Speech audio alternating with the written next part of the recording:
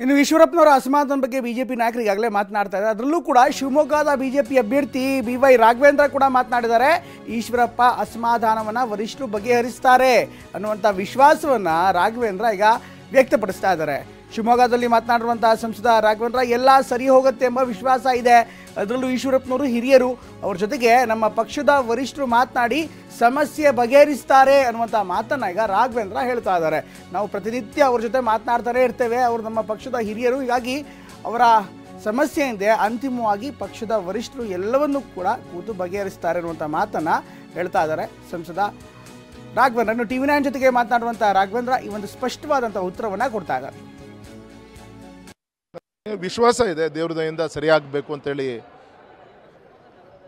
ಆ ದಿಕ್ಕಲ್ಲಿ ರಾಜ್ಯದ ರಾಷ್ಟ್ರದ ಮಟ್ಟದ ನಾಯಕರುಗಳು ಆ ದಿಕ್ಕಲ್ಲಿ ಗಮನವನ್ನು ಕೊಡ್ತಾರೆ ಅಂತ ವಿಶ್ವಾಸ ಇದೆ. ದೊಡ್ಡವರೆಲ್ಲ ಮಾಡ್ತಾರೆ, ಗಮನಿಸ್ತಾರೆ. ಅದು ನಾನು ಮಾತಾಡೋದು ನಾವು ದಿನ ಫೋನಲ್ಲಿ 2-3 ಸತಿ ಮಾತಾಡ್ತೀವಿ, ಮನೆಗಡೆ ಹೋಗಿ ಬರ್ತಾ ಇರ್ತೀವಿ. ನಂದು ಯಾವುದೇನು ಹೊಸ್ತೇನಲ್ಲ, ಬೇರೆ ವಿಚಾರದಲ್ಲಿ ಮನಸ್ಸಲ್ಲಿ ನೋವೇನಿದೆ ಅದನ್ನ ಬೇರೆ ನಾಯಕರುಗಳು ಗಮನವನ್ನು ಕೊಡ್ತಾರೆ. ಒಳ್ಳೆಯದಾಗುತ್ತೆ. ನಿಮ್ಮ ಉಬ್ಬಿದ ರಕ್ತನಾಳಗಳ ಸಮಸ್ಯೆಗೆ ಎವಿಸ್ ಆಸ್ಪತ್ರೆಯಲ್ಲಿ ಕೇವಲ 30 ನಿಮಿಷದ ಲೇಸರ್ ಚಿಕಿತ್ಸೆಯೊಂದಿಗೆ ಮುಕ್ತಿ ಹೊಂದಬಹುದು. ಹೆಚ್ಚಿನ ವಿವರಗಳಿಗಾಗಿ ಸಂಪರ್ಕಿಸಿ 8088837000. ಸರ್, ಯಾವುದು ಕೂಡ ಒಳ್ಳೆ ನಿರೀಕ್ಷೆ ಇಟ್ಕೊಂಡಿದ್ವಿ, ಒಳ್ಳೆದಾಗ್ಬೋದು. ನನಗೆ ವಿಶ್ವಾಸ ಇದೆ ದೇವ್ರ ದಯೆಯಿಂದ ಸರಿಯಾಗಿ.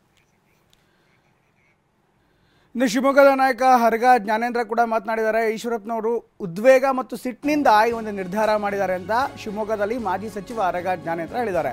ಶಿವಮೊಗ್ಗದಲ್ಲಿ ಈಶ್ವರಪ್ಪ ಬಂಡಾಯವಾಗಿ ಸ್ಪರ್ಧೆ ಮಾಡಲ್ಲ, ಪುತ್ರನಿಗೆ ಟಿಕೆಟ್ ಕೊಟ್ಟಿಲ್ಲ ಅನ್ನೋ ನೋವು ಅವರಿಗಿದೆ. ಇನ್ನು 2-3 ದಿನದಲ್ಲಿ ಎಲ್ಲವೂ ಸರಿ ಹೋಗುತ್ತೆ ಅನ್ನುವಂಥ ವಿಶ್ವಾಸವನ್ನು ವ್ಯಕ್ತಪಡಿಸ್ತಾ ಇದ್ದಾರೆ.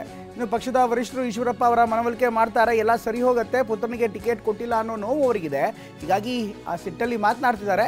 ಇನ್ನು 2-3 ದಿನದಲ್ಲಿ ಎಲ್ಲವೂ ಕೂಡ ಸರಿ ಹೋಗುತ್ತೆ ಅನ್ನುವಂಥ ಮಾತನ್ನು ಈಗ ಈಶ್ವರಪ್ಪನವರು, ಇನ್ಫ್ಯಾಕ್ಟ್ ಹರಗ ಜ್ಞಾನೇಂದ್ರರು ಈಶ್ವರಪ್ಪನವ್ರ ಬಗ್ಗೆ ಹೇಳ್ತಾ ಇದ್ದಾರೆ. ನಾನು ಈಗಲೂ ಹೇಳ್ತೇನೆ, ಈಶ್ವರಪ್ಪನವರು ಉದ್ವೇಗದಲ್ಲಿ, ಸಿಟ್ಟಲ್ಲಿ, ಹತಾಶೆಯಲ್ಲಿ ಮಾತಾಡಿದ್ದಾರೆ. ಅವರು ಸ್ಪರ್ಧೆ ಮಾಡೋದಿಲ್ಲ.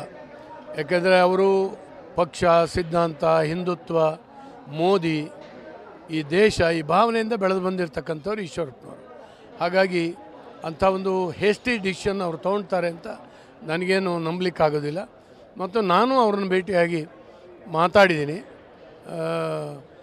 ಈ ರೀತಿ ಮಾಡಬಾರ್ದು, ನೀವು ಒಳ್ಳೆಯದಾಗೋದಿಲ್ಲ ಅಂತೇಳಿ ಹೇಳುವಂಥದ್ದು ಅವರ ಗಮನಕ್ಕೆ ನಾನು ತರುವಂಥ ಪ್ರಯತ್ನ ಮಾಡಿದ್ದೀನಿ.